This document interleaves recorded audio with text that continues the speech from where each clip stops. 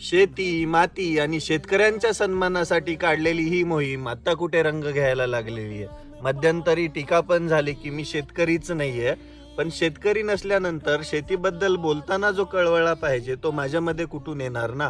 ही जी शेती आहे वडिलांनी माझ्याकडे दिली, ही अजून पण वडिलांचीच आहे। माझं फक्त एकच कर्तव्य होतं की या शेतामधून काहीतरी उभं करायचं, काहीतरी बहरायचं, कारण की वारसा हक्कातनं आलेली संपत्ती सांभाळणं पण गरजेचं आहे ना। मी म्हणतच नाही पुण्या मुंबईला जाऊ नका किंवा मोठ्या शहरांमध्ये जाऊन नोकऱ्या करू नका। विकासाचा समतोल सगळीकडेच राखला पाहिजे। घरामध्ये जर दोन व्यक्ती, दोन पोरं असतील तर त्याने एकाने नोकरी करावी, एकाने शेती करावी, पण आपल्याला शेती करावीच लागेल ना। आपण जर शेती नाही केली तर भविष्यामध्ये आपण कितीही आधुनिकतेच्या दृष्टिकोनातून पुढे चाललो तर आपण प्लॅस्टिकच्या गव्हापासून बनणारी चपाती कधी खाऊ शकणार नाहीये ना।